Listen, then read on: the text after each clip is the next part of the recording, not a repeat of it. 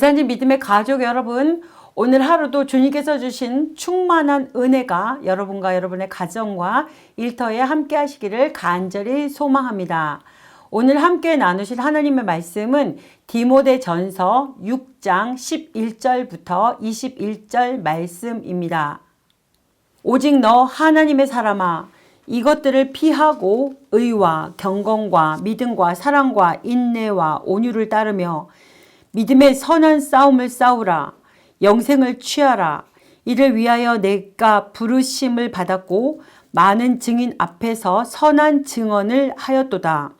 만물을 살게 하신 하나님 앞과 본디어 빌라도를 향하여 선한 증언을 하신 그리스도 예수 앞에서 내가 너를 명하노니 우리 주 예수 그리스도께서 나타나실 때까지 흠도 없고 책망받을 것도 없이 이 명령을 지키라. 기약이 이르면 하나님이 그의 나타나심을 보이시리니 하나님은 복되시고 유일하신 주권자이시며 만왕의 왕이시며 만유의 주시오. 오직 그에게만 죽지 아니함이 있고 가까이 가지 못할 빛에 거하시고 어떤 사람도 보지 못하였고 또 볼 수 없는 이신이 그에게 존귀와 영원한 권능을 돌릴지어다. 아멘. 내가 이 세대에서 부한 자들을 명하여 마음을 높이지 말고 정함이 없는 재물에 소망을 두지 말고 오직 우리에게 모든 것을 후히 주사 누리게 하시는 하나님께 두며 선을 행하고 선한 사업을 많이 하고 나누어 주기를 좋아하며 너그러운 자가 되게 하라. 이것이 장래에 자기를 위하여 좋은 터를 쌓아 참된 생명을 취하는 것이니라. 디모데야, 망령되고 헛된 말과 거짓된 지식의 반론을 피함으로 내게 부탁한 것을 지키라. 이것을 따르는 사람들이 있어 믿음에서 벗어났느니라. 은혜가 너희와 함께 있을지어다. 아멘. 오늘 본문은 디모데를 향한 개인적 신앙의 명령들과 더불어 하나님께 대한 송령을 기록하고 있습니다. 11절 말씀입니다. 오직 너 하나님의 사람아, 이것들을 피하고 의와 경건과 믿음과 사랑과 인내와 온유를 따르며. 아멘. 지금 읽은 말씀은 사도 바울이 앞서 언급했던 이단들과 대조되는 디모데를 가리켜 하나님의 사람아 라고 부르고 있습니다. 이 칭호는 구약에서도 모세, 다윗과 같은 위대한 지도자나 사무엘, 엘리야와 같은 선지자 등 소수의 사람에게 붙여졌던 칭호인데요. 신학에서도 성숙한 그리스도인 외에는 오직 이 본절에서만 쓰여진 아주 귀한 이름입니다. 그렇다면 하나님의 사람이라는 이름 속에는 어떤 의미가 담겨 있을까요? 먼저 사람을 중심으로 생각해 본다면 오직 믿음으로 살고 평생을 하나님을 위해 헌신했던 사람이라는 의미가 담겨 있습니다. 하나님 관점에서 내려지는 평가입니다. 곧 하나님께서 인정하시고 특별한 사랑으로 사명을 맡겨 사용하신 사람이라는 것이지요. 그런데 여러분, 흥미로운 점이 있습니다. 이 땅에 우리들의 삶들에도 이와 비슷한 표현을 흔히 사용한다는 것입니다. 예컨대 누구누구의 사람이다 라고 말하곤 합니다. 또한 그 배후에, 즉 그는 누구누구에게 속해 있다는 것입니다. 그렇기에 어찌하든지 그러한 사람으로부터 인정받아 그의 사람이 되고자 애씁니다. 하지만 여러분, 우리가 잘 알듯이 사람의 마음이란 그리 믿을 것이 못 됩니다. 그러나 우리의 하나님은 다릅니다. 한번 택하시고 끝까지 믿어주시고 인정해주시고 심지어 당신을 부인할 때조차 신뢰와 사랑의 끈을 놓지 않으시는 분이십니다. 더구나 우리의 하나님은 온 우주의 창조자요 만왕의 왕 만유의 주이십니다. 그러기에 이 땅의 그 누구와도 비교가 되지 않는 분이십니다. 그런데도 성도들 중에는 세상 사람들이 잠시 있다 사라지는 그 누구의 사람이 되기 위해 그토록 애쓰는 것에 비해 하나님의 사람이 되기 위해 그렇게 노력하는 사람들이 그리 많지 않은 것 같습니다. 그러므로 우리는 이 땅에 변덕스러운 그 누구의 사람이 되려 하기보다는 지극한 영광 가운데 불변의 사랑으로 불러주신 우리 하나님의 사람이 되기 위해 온 힘을 기울여야 하겠습니다.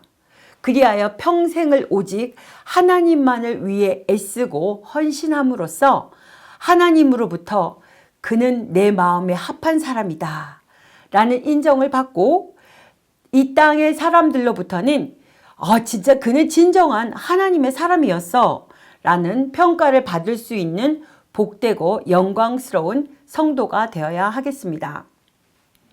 15절과 16절 말씀에 보면 사도 바울의 하나님에 대한 찬양이 기록되어 있습니다.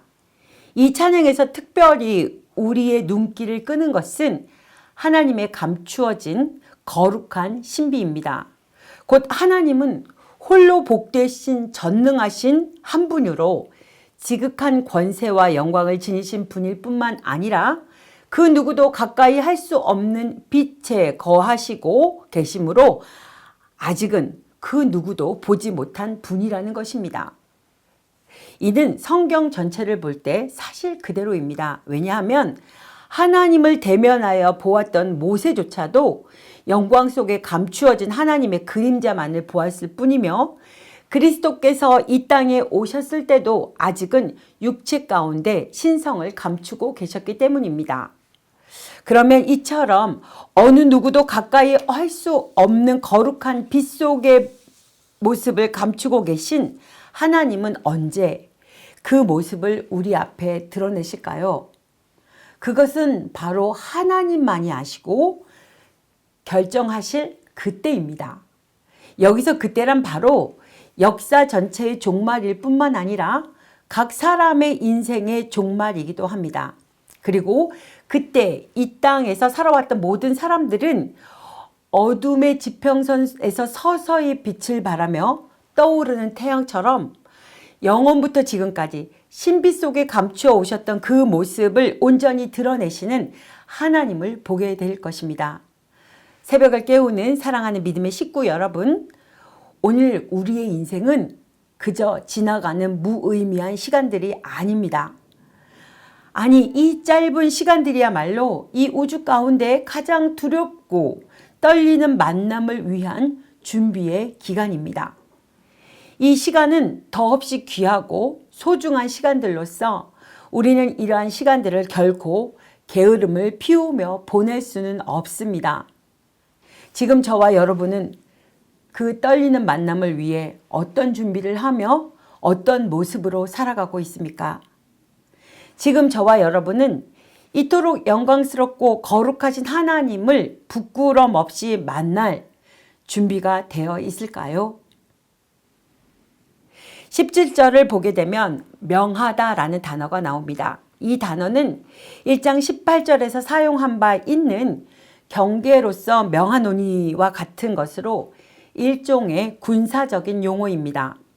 여기서는 단순한 권면 정도의 수준이 아니라 반드시 수행되어지지 않으면 안 되는 강한 명령의 의미가 내포되어 있습니다.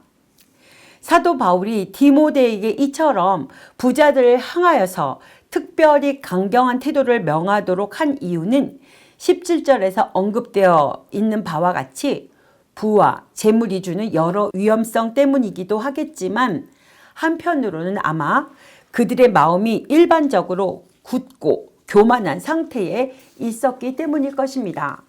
따라서 우리는 이 한마디 속에서 하나님으로부터 세움을 받은 사도로서의 권위를 느끼게 되는 동시에 사람을 신분과 지위, 소유의 정도에 따라 보지 않고 영적 상태에 따라 보는 사도 바울의 참다운 모습을 다시 한번 확인할 수 있습니다.